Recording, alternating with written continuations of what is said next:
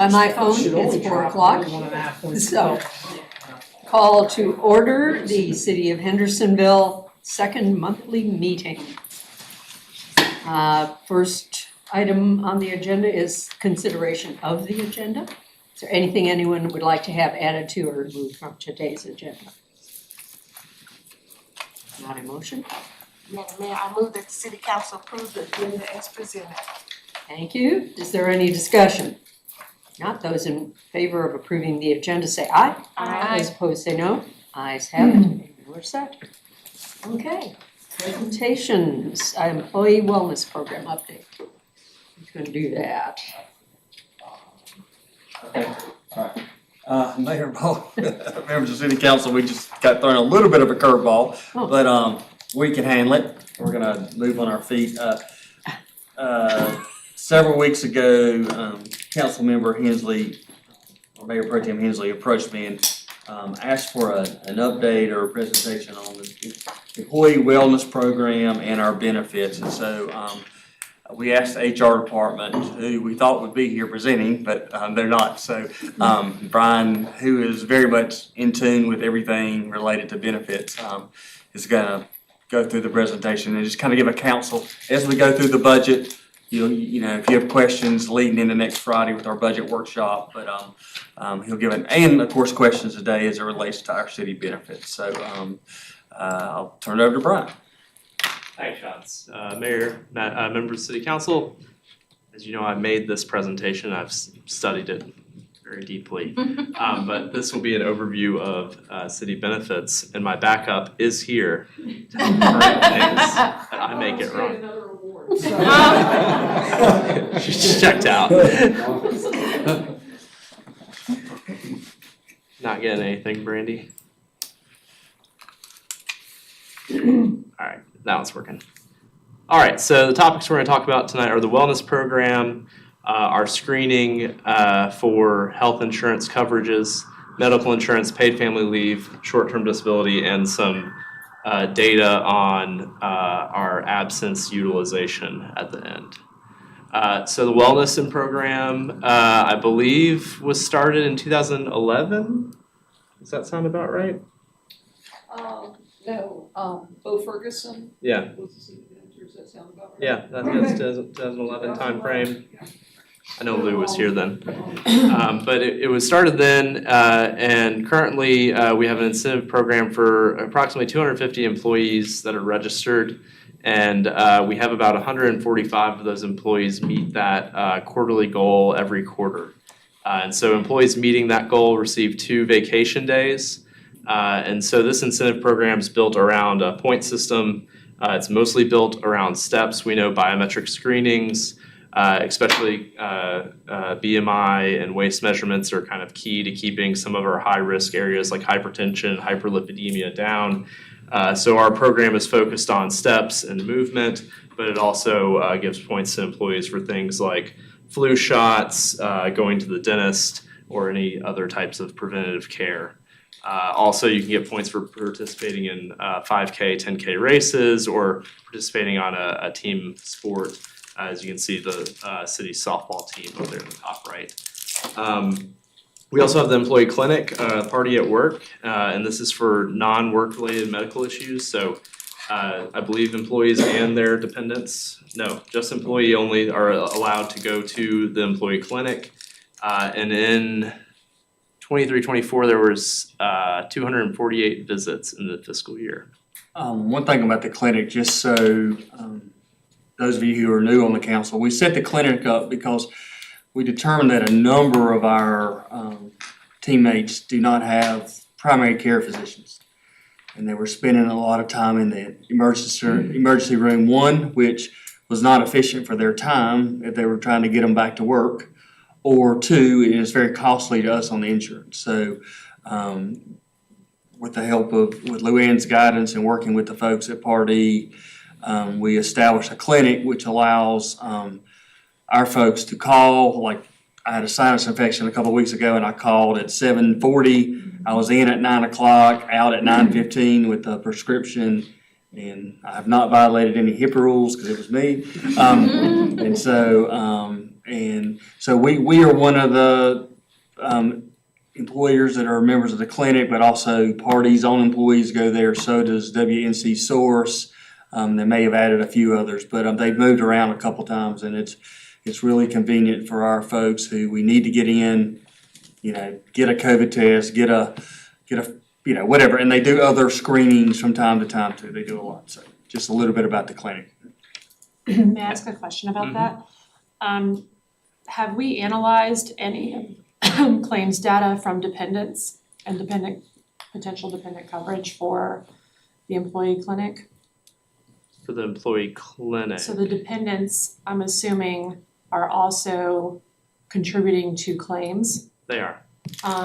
And so those claims being in the form of ER visits and urgent care visits that are substantially higher than just being seen at an employee clinic. Right. Have we analyzed that type of data to see if there are cost saving measures for us to add dependents, maybe not necessarily pediatric dependents? Just Yeah, because that's a more great specialized? idea. Honestly, what is the barrier to? The barrier was, when it was set up from a medical standpoint and a business standpoint, Pardee said it can only be an employee who comes here. So employees' dependents, Pardee's dependents do not go there as far as I know, or any others. The one time we have set it up for dependents to go there, we do the health screenings, and you're supposed to meet 3 out of the 5 criteria. They will do health coaching for the dependents at the clinic. So we have set that part up, that dependents can go there to do the health coaching if they don't meet the 3 out of 5. Okay. So it's more a business term. But that was when it was originally set up, that's what Pardee said, because that was, we really did want to go in that direction. And they said that from a state licensing, that it could only be employees. Okay. Is that something we could look? We can approach it again. I know just like musculoskeletal claims are, one of the larger kind of contributors to claims, and just having some maybe dependent coverage could help with some of our claims too. Absolutely. And so lastly, on the event side, we offer on-site activities like the wellness fairs, the screenings we talked about, flu and Tdap shots. We also have our hiking series and softball team and more. And then on the bottom, you can just see a quote from one of our employees. We have a wellness site essentially where employees can encourage each other, chat about the activities that are going on in the different phases, and you can see how much that has impacted that individual's wellness. On the screening side, so the on-site screenings happen every year for all employees and spouses on our medical insurance. And anyone who does not meet at least 3 of the standards offered have to either do health coaching, or they have to pay a portion of the premium cost for health insurance that the city is paying 100% at this point.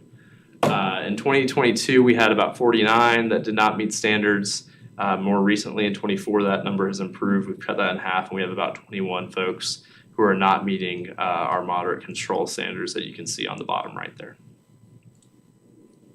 Anything you'd like to add on that? No. For medical insurance, this is just a breakdown of the coverage for 2024. So we had 220 employees on employee only, 32 with a single dependent spouse, 20 with a single dependent child, 22 with children, and 43 on family insurance, with 11 waiving medical insurance coverage from the city. And these numbers are much higher than they used to be prior to the city council enacting the dependent coverage at 75% coverage by the city. An employee family is an employee, a spouse, and children. And children. Okay. Or even just one child.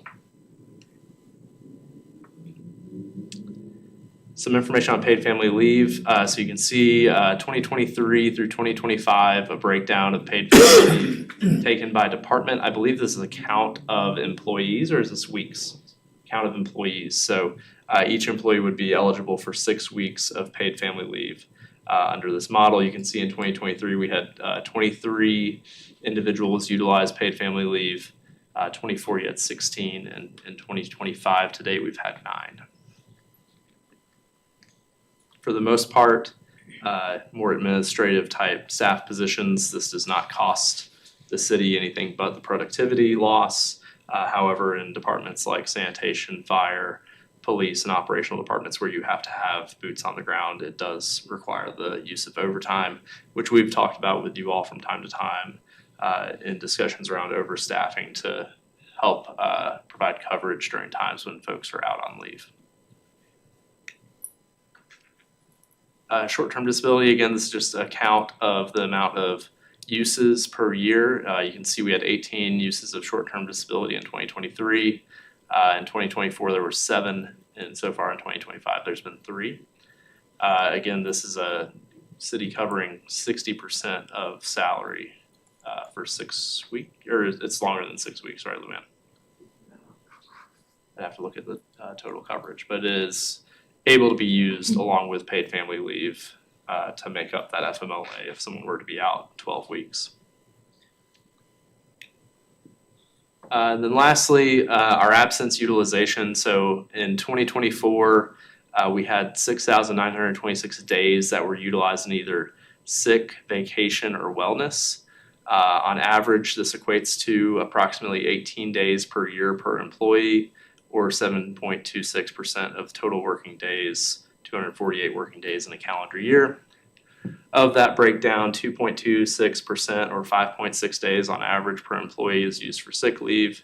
3.44 or 8.54 days is used for vacation. Wellness supplements those at 1.54% or 3.82 days, and wellness can be used either for sick or vacation. Just on the right, you can see the national trend of sick leave utilization nationwide year over year. That trend ranges anywhere between 2 and 3%. So we're right around the average on sick leave utilization. And then budgetary impacts felt by sick, vacation, wellness utilization are overtime costs, like we discussed with paid family leave. For example, if a sanitation worker utilizes those 4 days of wellness during the year, that would equate to approximately $900 in salary costs and overtime for that sanitation worker position. These wellness days do just supplement vacation and sick, which would likely be used in the case anyways if someone were to be absent. So they're not an additional cost, they're just an additional way to help employees build their vacation, which rolls to sick, which rolls to their retirement in the long run. Yes? So the 1,339 days of wellness absences, what is that category again? That's the wellness incentive. Okay, and that's 2 days per year that an employee can earn? They can or earn 8 days per year if they meet the requirements. 8 days per calendar or for the Per entire calendar year? That's right. Okay, and how many days does an employee get for vacation? It's a scale, so they would start at 10 days, they can get all the way up to 20 or 40. I'd have to check. It's 20 max. Yeah, I don't think it gives a Yeah. guidance with it. After you've been here like 5 years, you earn a little bit more. And, Yeah. you know. A certain number of hours every month. And So this, minimum is just 2 caveat, all of weeks. this is different for fire and police, just to, Right. Yeah. So there's a minimum of 2 weeks of paid vacation per year, but really it's a minimum of 2 weeks plus 8 days if the employee is gaining those wellness days. that's right. If they were to use all of their days. On average, they're using about 18 days with sick, vacation, and wellness. And I will say that the wellness, if they were to leave the city, the wellness is not paid out. Mhm. It does not go with it. Accrued, accrued vacation. But they're still paid days though when they take them. That's right. So there is a cost to the city for the extra days, I assume? No, because they would just use vacation or sick, which would be paid days as well. I guess It's like an if I'm an existing budget. employer and my employees have 2 weeks of paid vacation per year, but then I'm actually paying them for 3.5 weeks of paid vacation a year. We're not paying them that. We're paying them a set salary. So they're only earning 2,080 hours a year. It's either regular time or they're taking off and it's vacation time. They don't get their regular time on top of their vacation time. They don't get both. They still only get 8 So they don't get to use hours. wellness and vacation at the same time or No. throughout the year? No. So if an employee only has 2 weeks of vacation, they can only use 2 weeks, 5 days, 10 calendar days? I'm just confused about. If they don't use it, we don't pay it. Right, but if an employee has gained these extra 8 days through a wellness program, then they can get, if their minimum is 5 or 10 calendar days, right? Yeah. Then there is an additional 8 days, That they could take off. and that is in addition to the 10 days minimum that they had. Mm-hmm. Okay, Yes, that's correct, yes. so 3.5 weeks. Yeah. If they're, right. Yeah, if they took off. If they earned it, Yeah. yes, you're right. Theoretically, that's the max they can get based on, and the 2 weeks is really based on, again, based on the years of service. So, I mean, it varies, but if an employee comes in tomorrow, they'll get almost 2 weeks, right, of vacation, with the vacation. Yeah. And then theoretic, yeah. Because it a year. accrues. And Like at work. it can accumulate, but then they can get the wellness days too. If they qualify. Which of these roll over? I'm sorry, I should have let you make sure No, you're done. you're Okay. So they max at certain points. So once vacation maxes out, any additional accrued vacation goes into the employee's sick time. Okay. And then sick time can be used to supplement your retirement at the end of your career.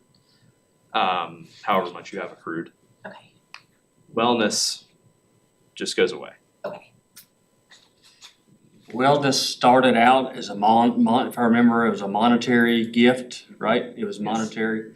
Originally it was monetary, and I don't remember the amount of money, but it was monetary. We were paid $250 a quarter. 50, yeah. $250 a quarter, and so then we rolled it over into, You had a choice, Between days and days or Money. monetary.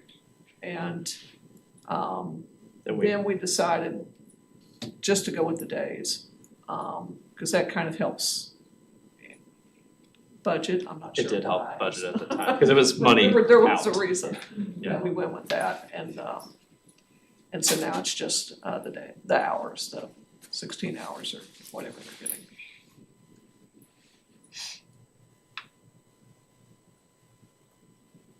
Any other questions on this slide? All right, that's all we had on the wellness program update. Take any other questions? comments. Think about it, direction, talk about it next Friday, whatever, just information, so. Okay. All right, thank you. Thanks, sir. If you want to stay for pavement. Pavement? So tempting. That's underselling it. Yes. It's really underselling. I'm sorry, yeah, I guess that was. It's more than just pavement. It is. Thank you, Matt. So the next is a presentation on the pavement condition inventory. I had a hand in this one, so I feel a lot more comfortable. More comfortable. Madam Mayor, members of City Council, this is a critical budget-related item for your upcoming budget workshop on May 2nd. This, we felt, needed a standalone meeting to talk through the detail of, and as with pretty much anything you can chalk up to happen in the third week of September, we received our pavement condition index study in mid-September, right before Tropical Storm Helene hit the area, and we never got the opportunity to introduce our consultant to you to review those findings. So we wanted to provide a holistic look at pavement and sidewalks, our ADA transition plan, and complete streets and pedestrian and bike plan impacts for you all to think about as we approach the budget workshop. So really we want to present that information, and we're going to try to today prioritize the level of services to be strived for and potential rates to fund them. Just general nods or questions or things we can bring back and have more information for your budget workshop, where we'll be asking for more formal direction to move forward with the budget development. So the agenda, we'll start with the PCI. I'll introduce Craig here in a second. Then we'll do a quick reminder of PROAG, what it is, what the ADA transition plan told us back in the spring, summer of last year. We'll talk about our bike plan and our pedestrian plan, Walkendo, those impacts on what street resurfacing looks like and what we should be thinking about. We've developed a couple project examples of 7th Avenue and Blythe Street. 7th is going to be the tracks to the Greenway, and Blythe Street is going to be 5th Avenue to 6th Avenue. We're going to talk about revenue options from payment in lieu of sidewalks, motor vehicle fees, and general obligation bonds. And we'll kind of wrap up with why does this all go together? Why is this important from a connectivity, DOT impacts, corridor studies, our pedestrian vehicle accidents, so on and so forth. So to start us off, Craig Shorling is here from Transmap Engineering PLLC, and he's going to run us through the pavement condition index. That's forward, that's back. Okay. So I'm Craig Shorling. I'm the Vice President of Transmap Engineering. Well, it's actually we have Transmap Engineering PLC is a North Carolina company. So I'm the Vice President of that company and Transmap Corporation. We've been doing your pavement since 2018. This is our second inspection. So what we do is, well, let's go through here. We're starting out here with backwards, but this is the results, right? So basically what this is telling you guys is the report date was September, and you have asphalt and concrete roads only is what we did.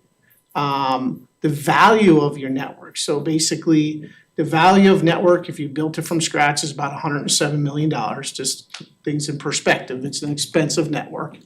The cost to fix everything, now everything's relative, right? Because pavement is living and breathing. As soon as you lay it down, it starts digressing.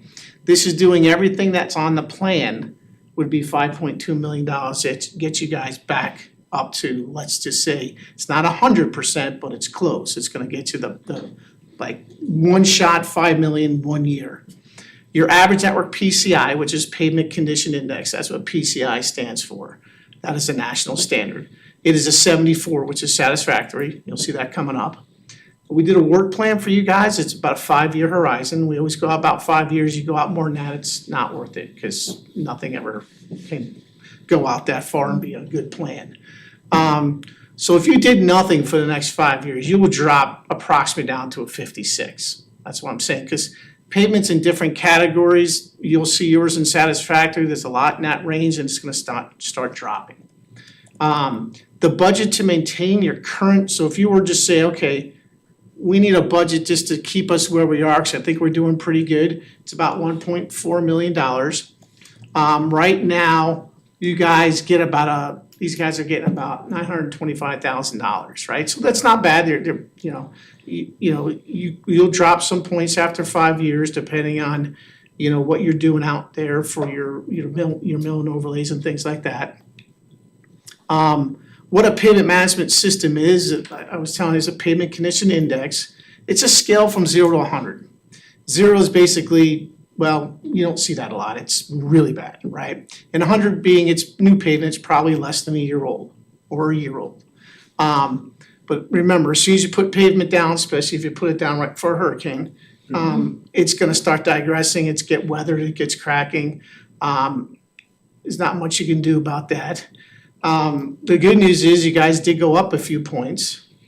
What's a little different about what we do and what has been done in the past is we do the whole length of the road inspection. All lanes, it used to be just samples. We take a representative sample and say, this is representative of the whole road. Well, now with the equipment we have trucks that drive, that shoot down to the pavement, and it gets all the cracks.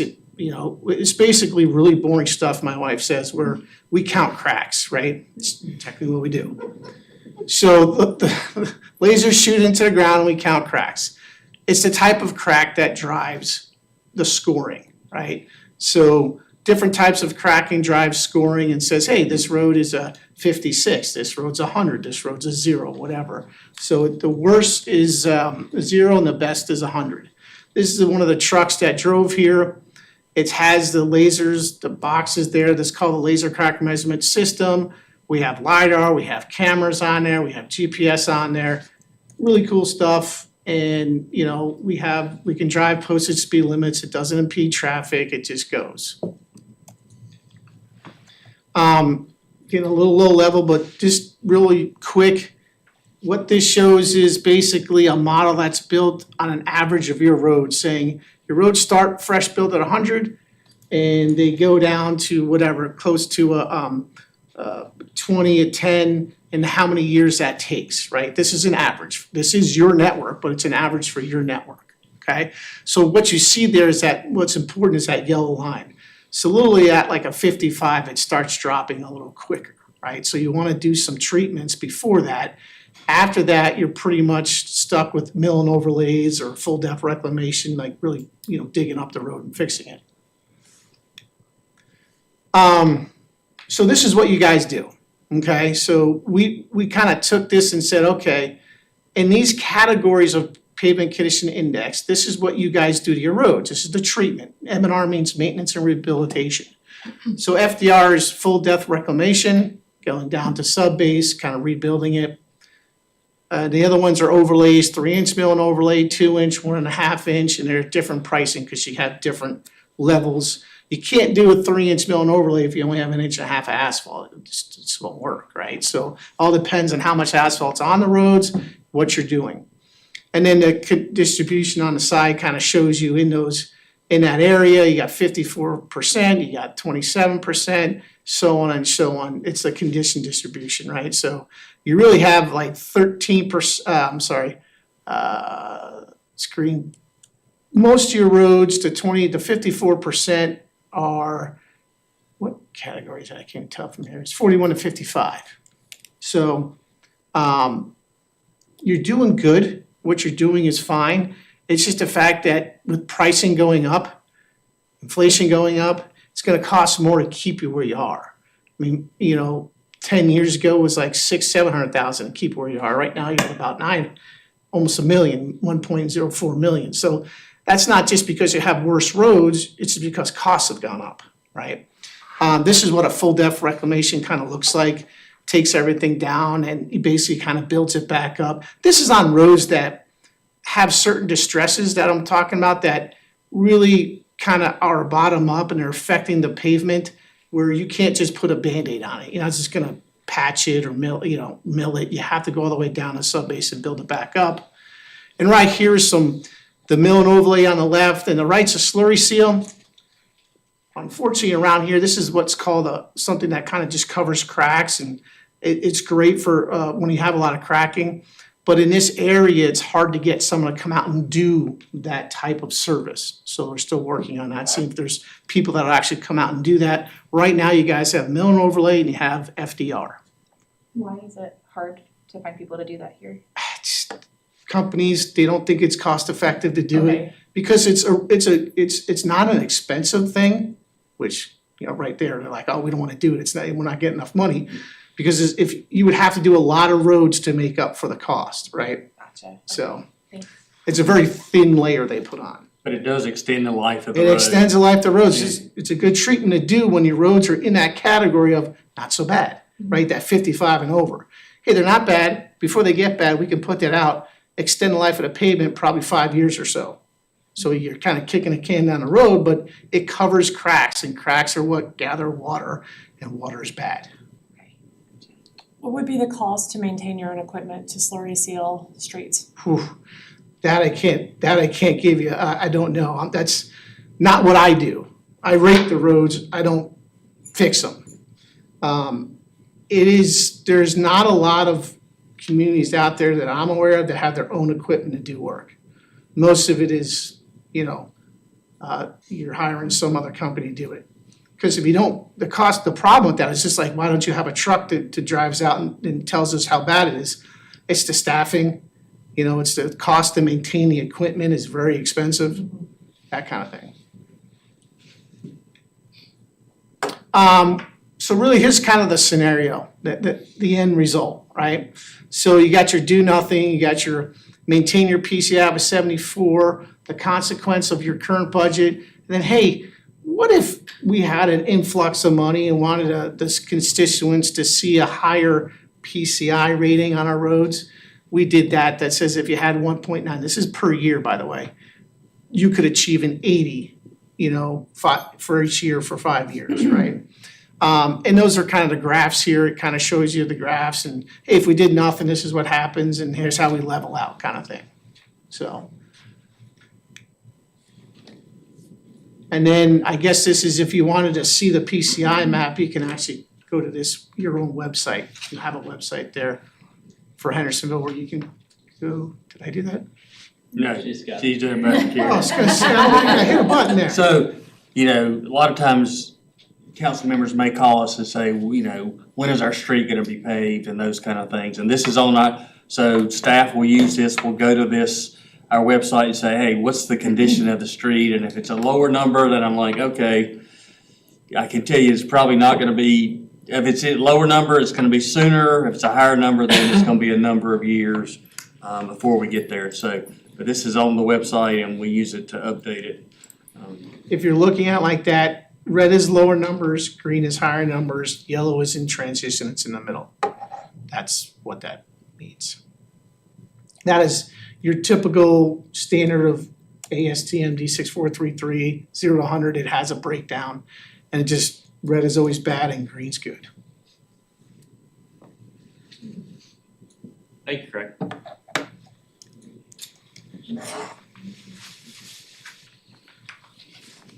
One thing I want to clarify in the presentation, the annual budget number was the proposed number of what we're proposing for this year's budget, which comes with a fee. So our current number is lower than that. And this presentation will get progressively more expensive. No further ado, I will invite Blake up to talk a little bit about the ADA transition plan and remind us about the impacts that this has on our budget consequences when repaving roads. She had a question. Lindsay had a question. Did you get a question? I think they answered it. Okay. Hi, I'm here to talk about PROAG and the ADA transition plan. So PROAG is the public right-of-way accessibility guidelines disseminated by the Federal Highway Administration to standardize the public right-of-ways and the pedestrian sidewalks to make sure that they're accessible and safe based on federal standards. So, of course, our city's goal is to provide everybody with fair access to safe and accessible sidewalks and right-of-ways for pedestrian travel. This is throughout the entire city limits, whether it be residential, downtown, basically everywhere to make sure everything's up to standard. So between March and April of 2024, we partnered with Precision Infrastructure Management to conduct a Americans with Disabilities Act assessment of a little over 72 miles of our public right-of-ways within city limits. And this allowed us to better assess all of our infrastructure on a very granular level to find all the different barriers or opportunities that we had for improvement. Current barriers revealed could pose different safety or injury risks to pedestrians traveling on our sidewalks, as well as reduced accessibility to public infrastructure, public facilities, our parkway system, and also can contribute to a decreased quality of life over time. So as part of the ADA assessment, not only do we partner with the Precision Infrastructure Management, but we also disseminated a survey to our citizens that we received 86 individual responses back to gain a little more feedback on what our community members are looking for their pedestrian travel, what's possibly preventing some folks from, walking on our right-of-ways a little bit more, to get a little more information of, I guess, the expectations of our public infrastructure for our pedestrian zones. And this is a general breakdown of all of the opportunities that we found through our assessment. So I know there's a lot, there's nearly 13,000 total opportunities or barriers to our right-of-way system.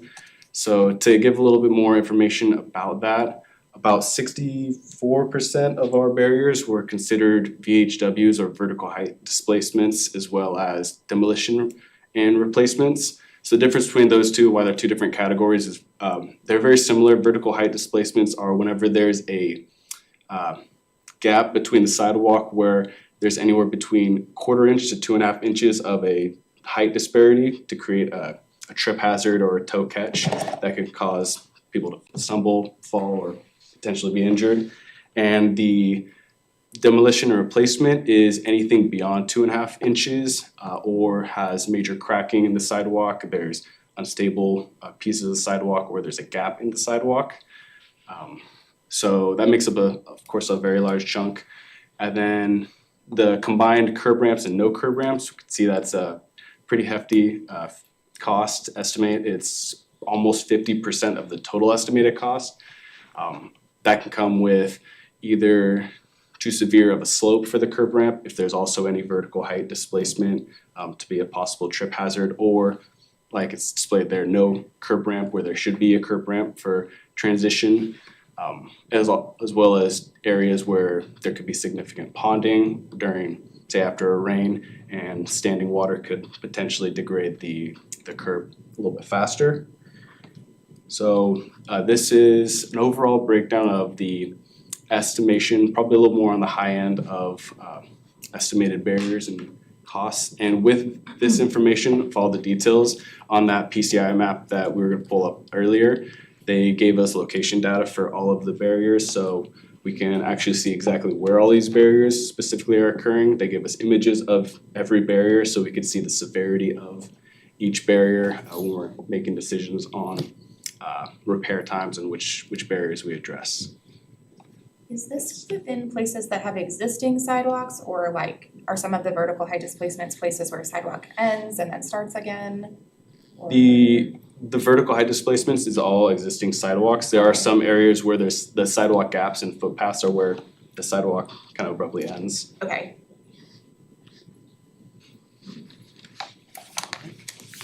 Thanks, Blake. So very important aspect to this is with the PROAG requirements, when we go and resurface a street, we have to now address any deficiencies that exist on that area of resurfaced streets. So this came as an unfunded mandate. This is something we have to do, but did not come with any funding from the federal government to support doing so. We are ahead of the game by having this great data. I appreciate you explaining it so well, Blake. And we have a map that details pretty much every little piece of this. So when we're looking at some of the examples later of we want to repave Blythe Street, we have a really, really highly detailed idea of exactly how many of these we're going to have to do when we repave Blythe Street. So lastly, and very importantly, I want to invite Matt up to talk about our bike and ped plans, because when we're redoing roads and streets, especially at this level, it's important that we think about corridors and connectedness based on what our plans have said. Thanks, Brian. Yep. Good job, Blake. Yes, so good afternoon. The City of Hendersonville's bicycle and pedestrian plans, they provide a couple of different things, but primarily they provide us with a prioritized list of prioritized list of complete streets projects. And so we're making reference to that term. And so that everyone's on the same page with what that means. It's essentially a street that's been designed to be safe for multiple modes of transportation, not just for vehicles, but also for those who are walking or biking or for transit. It can also scale up and scale down depending on the capacity of the right-of-way or the street classification. And Brent is going to provide you with additional details related to that concept, but I wanted to make sure we were on the same page with that. Through the development of the city's bicycle and pedestrian plans, city staff working with consultants have worked really hard to identify these projects and then also to look for ways to fund their implementation. And accomplishing these projects, especially as it appears in the short to midterm, will take an extra commitment of local funds. When prioritizing areas within the city's transportation network that need to that have projects that need to address whether it's poor pavement or ADA deficiencies or utility upgrades, et cetera, it'll benefit the city to also consider implementation of these bicycle and pedestrian plans as part of those larger projects. And so, for instance, on Blythe Street, from 6th Avenue to 5th Avenue, which is, I don't think we have a pointer, but just below where Blythe is purple as it runs down from 191, and then it hits 64, and then below that it becomes a local street. And so that local project was identified in the Walk Hendo pedestrian plan. It was one of the lower scoring projects in terms of its prioritization, but it still would be efficient to implement this recommended project for these street segments as part of a larger project that also addresses the other needs for this corridor, which we'll get into, but again, pavement condition, ADA deficiencies, et cetera. And then similarly, the 2017 bicycle plan identified complete street enhancements to 7th Avenue. This was the #1 priority bicycle infrastructure project in the city at that time. And again, implementation of these recommendations could be optimized when they're combined with the other needed improvements in this area. Also wanted to note that the 2017 bicycle plan recommends that the city adopt a complete streets policy. So this would be similar to the one that NCDOT has, and it would be, it's in line with this conversation to give consideration to this type of policy. Since we're considering all these different facets of the transportation network and how to fund it. And essentially it would formalize the city's commitment to implement multimodal transportation improvements as part of the future transportation enhancement projects. I'll also note that the city staff is working to update our bicycle plan, and we're trying to get a grant to fund that, and there will be a resolution of support in your next packet for your May meeting. But essentially with the coming of the Acosta Trail and the Clear Creek Greenway, we anticipate increased demand on our roads with increased bicycle usage and the need to really accommodate safe connections to and from those all-street trails. And with that, I will turn it over to, yes. So at the TAC meeting, there is a update plan for the Greenway Master Plan through Henderson County. Is there a way that we could potentially piggyback with that plan? Yeah, I think so. And tomorrow, actually, we're having a collaborative meeting with the planners from Henderson County, along with representation from the French Broad River MPO, Conserving Carolina. So all the kind of Greenway players are getting together for a couple hours tomorrow to talk about, the future of greenways, how we can work together, and how it interrelates with land use, as well as just the, design and routes for off-street trails. So those conversations are happening and will continue to happen, and it would make perfect, sense for our bicycle plans, our future plans to coordinate with the county, and they have done that historically. We've worked together on those things. And specifically with, I don't know, maybe it was 2 slides ago, the NCDOT projects. Can you discuss what type of funding gaps we see between NCDOT's planned projects and then the Safe Streets Initiative?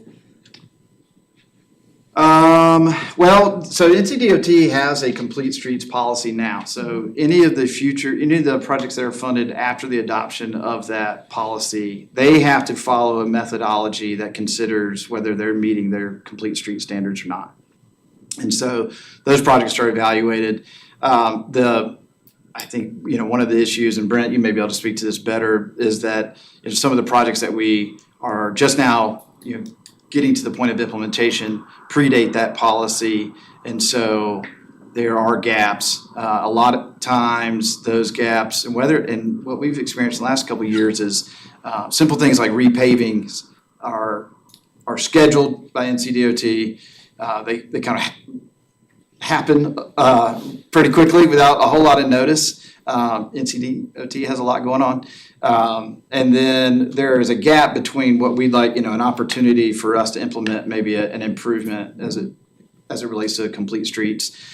And they're like, okay, city, well, you've got to fund that. And we, without the notice, we didn't have the opportunity to put it in the budget to cover that gap. And so that's been a conversation that we've been having and something that we, I think that's part of this, and it's something we've been talking about as staff, that it would be great to, we've been trying to be more proactive in those regards so that we aren't caught off guard, but if we are, is there a pot of money that we can have to say, we will pay for that reconfigured striping. We will pay for, putting the bricks back as they were before they had to be pulled up for the resurfacing. Things along that nature so that we can at least maintain or make improvements as these windows of opportunity open when they're doing repavings. And there are some cost sharing deficits as well, like with some of the percentages, like in previous planned projects, right? Before Complete Streets Initiative and then after, if you had a project that had been started prior to that implementation, then there's a different cost share percentage to the municipality or to wherever that project is located. You may know more about that than I do. I know Okay. I'm familiar with, I think our locally administered projects is 20% is what we've been, For sidewalks? for the sidewalk projects, is there It's 25%. 25%, is that number? I don't know how that number's changed, so has it gotten better Well, since? so like there was a sidewalk project extending almost to Laurel Park. And do you remember that one? Yeah. And there was like a big difference in the cost sharing percentage. Based on the size, Municipalities, it's a smaller municipality, Uh-huh. basically. it's based on the Yeah. size of I think the. Laurel Park was only 10 or 15. Population Right. size. And that was a pre-Complete Streets project, so that was. Right. But there was also some overlap in the project prior or like after Complete Streets that kind of seemed like it got a little hairy. But we'd love for DOT to Uh-huh.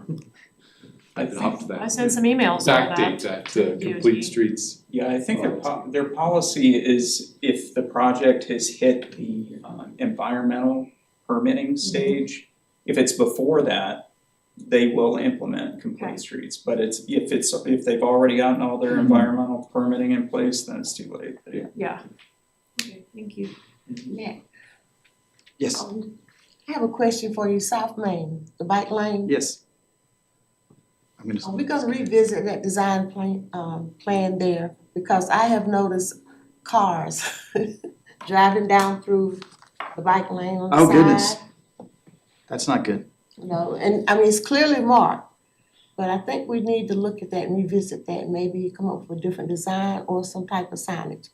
They're either coming down from Main Street or coming up South Main in that lane, cause there's the bike lane, then there's a partial turning lane. Yeah, that's Several vehicles. it's interesting. I know we've had problems on other parts of Main Street as well. Yeah, I haven't seen that before. Where they're getting on the sidewalk or, on Yeah. the north end. So yeah, all those, I think, certainly need to take the design into consideration. The acoustic being online, once it's done this summer, that should help on the south end. It won't be Because, so it ends abruptly, so, but, like I said, cars have been driving down Sure. there and thinking there's another. Sure. Yeah. Well, we've got bollards We could look in at place some of now. those. Yeah, Yeah. I mean, making sure there's no gaps that would seem inviting or things of that nature. I'm assuming that's happening in the summertime. No, it's happening during the winter as well.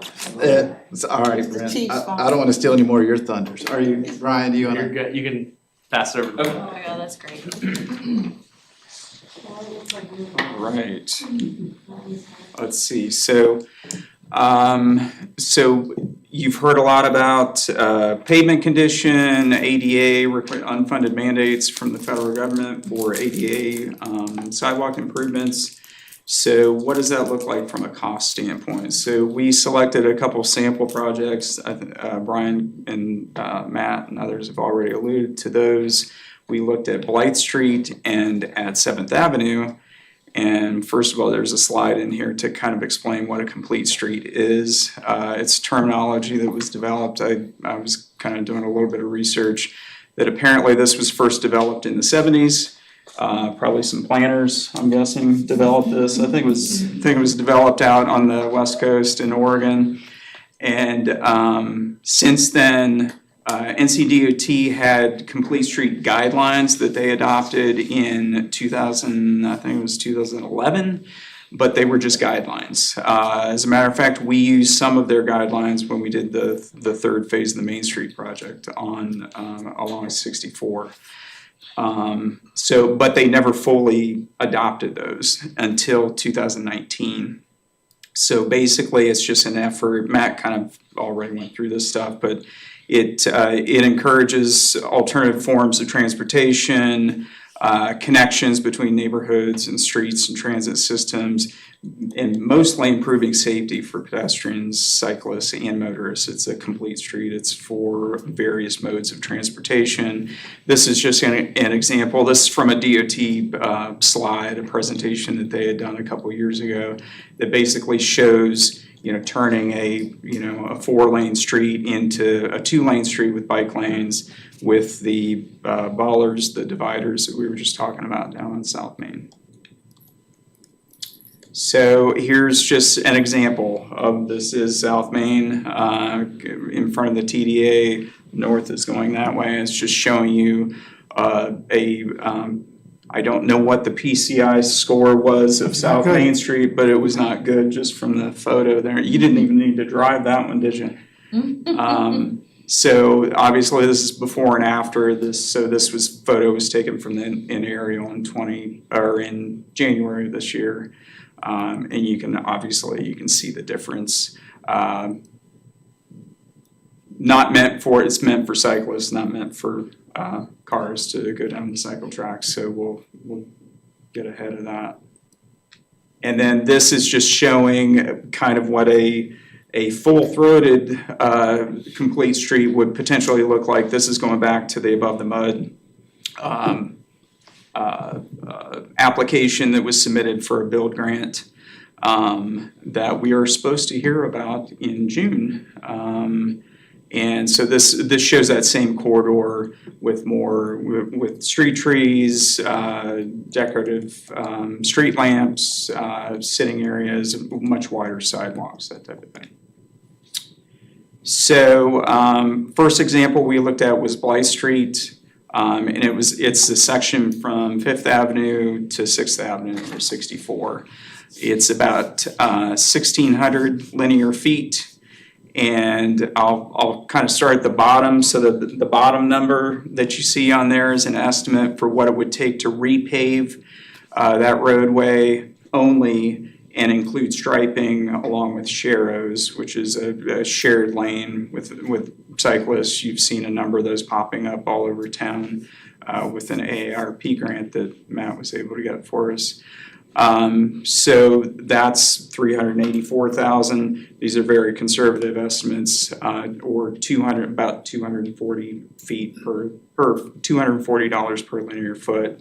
And then as you go up, the treatments get kind of more involved. So the next one from the bottom is repaving and repairing the approximate 30 ADA transition plan deficiencies that were identified just along that single block, if you will. It's not a block, but from 5th to 6th Avenue, that 1,600 foot length has 30 deficiencies.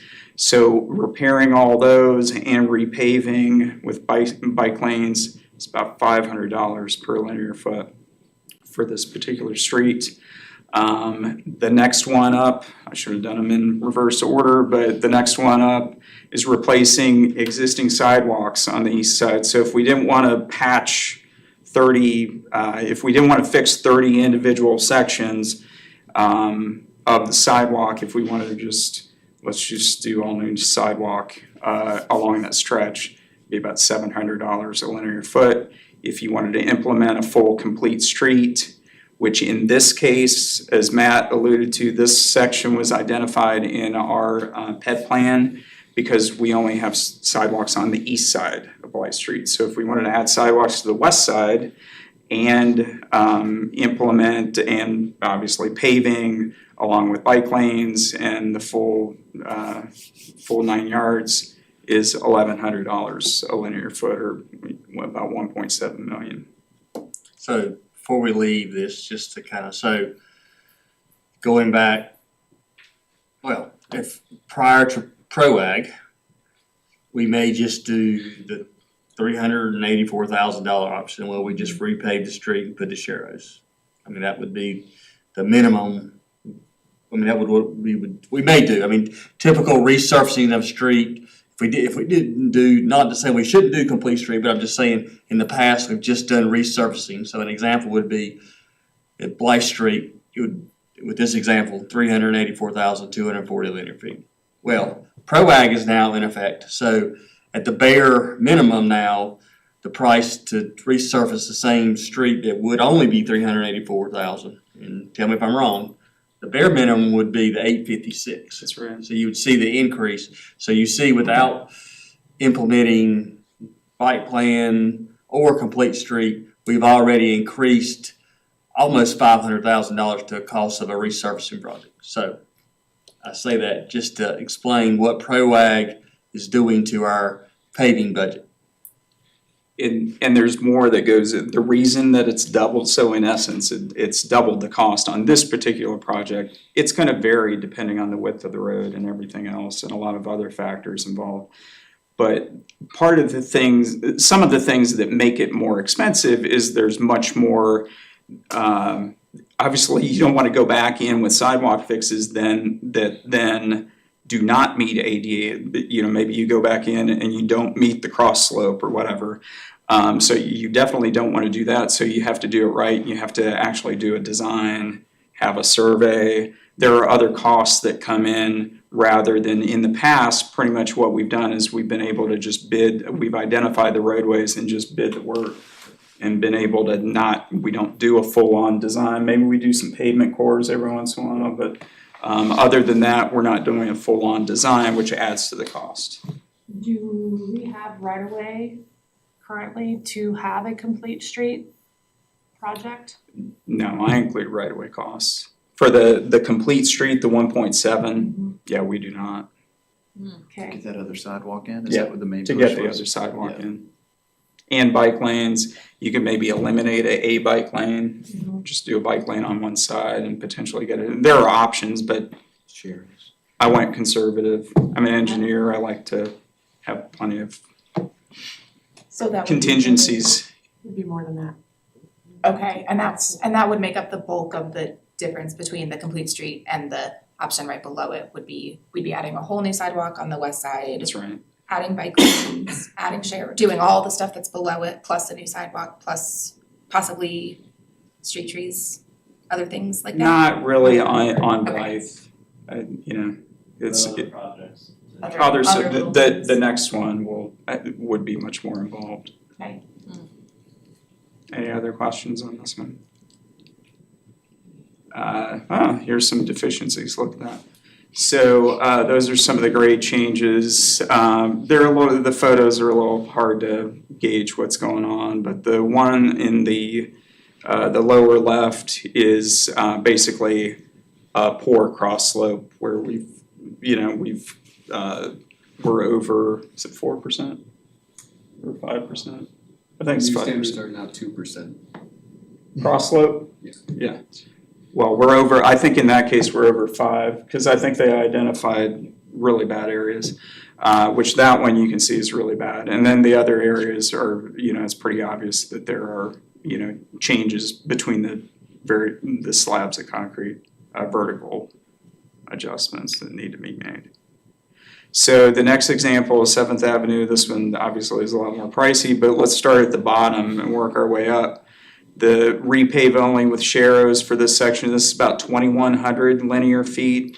And as Brian mentioned, it goes from the railroad tracks, what we just finished, phase 1, from the railroad tracks down to the Ocklawaha Greenway. It's about 2,100 linear feet. So to repave only with sharrows is about $270 a linear foot. This one's more because it's wider, there's more pavement. And the next one up, which would be repaving, repairing the ADA transition plan deficiencies and adding bike lanes, basically just keeping the old sidewalk and just fixing, this section had 60 deficiencies, ADA deficiencies. But we have sidewalk on both sides of the road for the most part. It's about $600, so a little more than double, $600 a linear foot. If we replace sidewalks on both sides and pave with bike lanes, we're looking at about $1,500 a linear foot, over $3 million. And a complete street, I mentioned that this one would be different. This wouldn't be necessarily like the phase one, what we just finished, but it would include some street trees, and some vegetation, decorative streetlights. We would carry the decorative streetlights, some brick crosswalks, some signal improvements. There are definitely some signal improvements that need to be made in that area. And in particular, I didn't mention it on the other ones, but there are a number of curb ramps in this area that really need to be replaced. So pretty much everything from the third one down up includes replacement of curb ramps. And But that's between Beach and Cherry, I'm sorry to interrupt you. No, go ahead. What is it? It's from the railroad tracks, so right at the depot, all the way down to the Greenway, where the Okay. Greenway crosses. That specific segment rating is between. Oh, yeah, and yeah, Cherry. I'm sorry. Okay, That 32, yeah. okay, I follow, thank you. Yeah, and it's all, I didn't click on the rest of it, I think it's all below It's all below 50. 50. That's kind of why we selected these sections based on the PCI rating and then worked in the, what it would take to do the ADA improvements. Okay, thanks. And these are just some of the various deficiencies here. The one on the right is just, there's a gap, the sidewalk's kind of moving all over the place, and the grade's obviously not great. There's no curb and gutter, I'm assuming that would be, Right. would the sidewalk be, did you account for a wider sidewalk? Sorry to ask this question. I did on For the cost of complete street. Complete Street, not on the other ones. The other one's just replacing what's there, the width that's there. And with that, I will send it over to Brian for the really fun stuff. So as you can see, just repaving these days has changed a lot. It's also just changed if we didn't have ProAg. I think from our last PCI in 2018, we were doing 3 to 4 miles. We have kind of the segment history of how many we were repaving. Post-COVID, price escalation changed. Just our existing budget that was able to get us up to the 74 has started to come down. So even if we just had to repave, we would have to do something from a budget perspective to maintain that PCI to 74. And so we're faced with a pretty daunting challenge. So want to talk about revenue options that are available to us to prioritize a level of service of what we would want to do. And now, so the examples we showed, there was 4 different levels to each, right? And so if we were to develop a plan about how we were to attack all of these different deficiencies and bring our PCI up, ultimately, we would come to council with, hey, this is our plan for this street. We think this one's probably more of just a repave and ADA. This makes more of a complete street sense from our perspective as staff. How would council like to prioritize these different projects? And that's how we would move forward with project schedule for our repaving projects. So revenue options, there's really 3 main options to pay for this, one being our property tax. But the more direct payment option is the motor vehicle fee. So this is a $5 increment fee authorized by the General Assembly that goes up to $30 as the maximum fee, and we can use it for transportation improvements or road improvements. We currently leverage a $15 fee, which produces around $220,000 a year. An additional $15 would give us another $220K that we would put directly into our paving budget. Currently, about $200,000 of this fee goes to Apple Country Public Transit. So one item we've proposed in the recommended budget that we are happy to discuss on May 2nd is increasing this fee to up our budget to that $900,000 or so number. So that's one option from a revenue source. The second is payment in lieu of sidewalks. Now this is directly for sidewalks, not roads, but this is a fee that developers pay in lieu of building sidewalks on their projects. I just wanted to provide this information for you so you know we are capturing this revenue and we are keeping it in certain districts. We have 3 different districts that we can spend the funds in. The average payment per year is about $43,000 per year. You can see FY25 it's been a little bit higher, around 61,000. This is all development specific and developer driven. So there's not a really good way to determine how much we're gonna have each year. You can see it fluctuates pretty dramatically. We're currently charging $75 a linear foot. That's a dated number. In your fee schedule proposal for the budget, we have recommended $130 per linear foot, which is more reflective of recent bids for sidewalks we received for Cherry and Beach Street. So this is there. It can supplement projects. It's certainly not going to get us all the way there. So lastly, a substantial source would be a general obligation bond. The last general obligation bond that passed for the city was a sidewalk bond in 2008. Transportation bonds do have a good history of passing in Hendersonville and statewide. This GEO bond at $5 million, pretty much when we talk GEO bonds for the current and future couple years, about $5 million is 1 penny. So every 5 million you leverage on a GEO is about 1 penny on the tax rate. So the 5 million, that obviously we would try to stretch for the lifespan of 5 years, and we'd have about $1.9 million per year to put into projects. Obviously that was the minimum in the PCI to get to a rating of 80. However, we know when we layer in ProWag and any complete street type looks we want to do, that's going to peel that back. So maybe that maintains at 74. We haven't done that type of analysis to figure out exactly where that gets us, but that's something we can look further into. And then lastly, I know Jen, I think you were about to answer a question, but a $10 million general obligation bond would be about a $700,000 payback per year, about 2 pennies on the tax rate. And I think this would be probably the level that's more sufficient to do a more aggressive streets and sidewalk and complete street program. That's it. That's it. So why is this so important? Obviously, we want to have well-maintained streets that create a quality of life for our community that is above and beyond. You can see 3rd Avenue here. We know 3rd Avenue, this is gonna be looking directly at the new courthouse corridor essentially. And we know there are a lot of opportunities, as Blake phrased it, for resurfacing, complete streets, sidewalks, pedestrian safety, bicyclists to travel this corridor. It's currently rating a 28 on our PCI.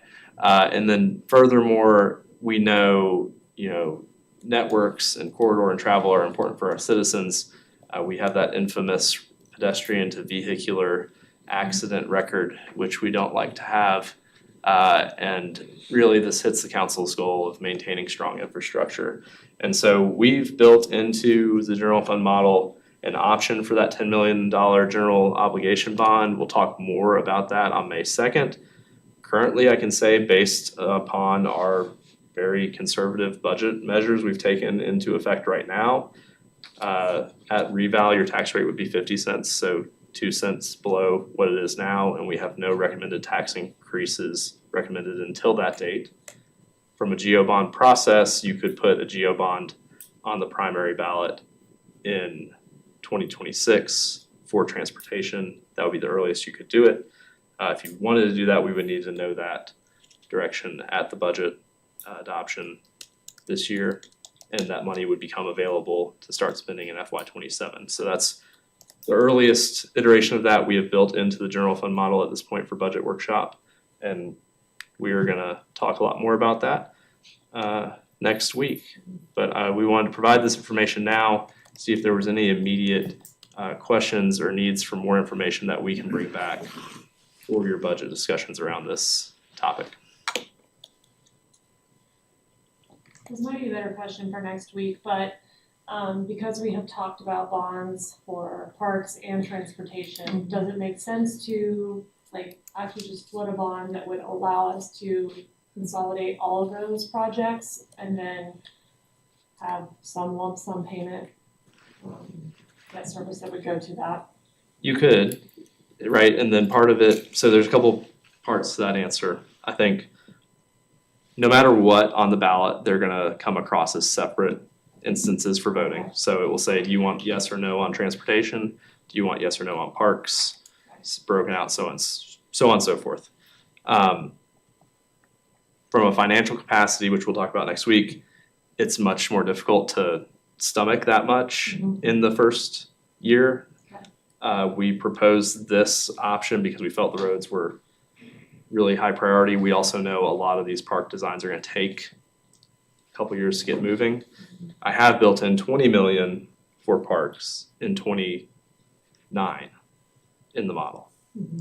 And so it would be two separate issuances, but you could go with them on the same ballot if you so desired. Can the ballots say fix the damn streets, a yes or no? You get a local bill to change the language potentially. Yeah, you'd have to get You cannot market the bonds, but you can educate the public in some ways. Yeah. And fix the damn streets would be a good education tool for. I don't know if that advocates or not. Yeah. I really don't. Yeah. But yeah, we'll have a lot more information for you next week on the model and how this impacts the total spending plan for the city. Any guidance for staff on things you like, you don't like about desired level of service? The examples we provide for Blythe and Seventh, would it be Blythe, we're okay with just the mid-tier, or we wanna go all out on all the streets? Cause that will help us in starting to develop a game plan about what these should look like. I have concerns about complete street model for both of those, just because I think that number is gonna get even higher. Yeah. If we don't have right of way currently for those projects. So I think I'm kind of like in the next tier. Somewhere in the actually. We wanna try to make improvements for pedestrian and bikes where we can, Absolutely. but complete streets might make sense in just certain very specific instances. If you had, like on Blythe Street, 2 blocks of complete streets and everything else is, it just Right. would not fit in. I think it would be more confusing than anything. Yeah, I think the material outcome is the most important part, like as long as it's accessible and usable and Improving the infrastructure and accessibility are kind of the that there's baseline. accessibility, equity, and what we do, and I think that's the most important part to me. Well, that's the end of that difficult presentation. Thank you. Good job, team. Thanks, Okay, y'all. thank you. Alright, we have one item of new business. Request for a letter of support for Hands-On Children's Museum and Science Center. You leading this one off? Yes, so this should be relatively quick. I sent everyone last week a sample letter that I think I'll probably tweak some language on a little bit. And then just a little info sheet from Hands-On about their plans to build a science center downstairs from where the museum is currently. So they are trying to work with our state representatives to get some state funding for this project, and they asked for a letter of support from us to send to Representative Balcom, and so I was hoping that we could approve a letter of support, and Joseph is here if anybody had any specific questions about what their plans are, but I feel like the info sheet covered most of what the questions we would have asked. Any questions? Do you want me to make a motion? Madam Mayor, I move that the City Council approve the letter of support for Hands-On Children's Museum and Science Center. Is there any discussion? Not, those in favor of the letter of support, say aye. Aye. Those opposed say no. Ayes have it, motion carries, and we can work on that and we can get it sent off. I only agreed to it because he said I had a few more years to live. Okay. right.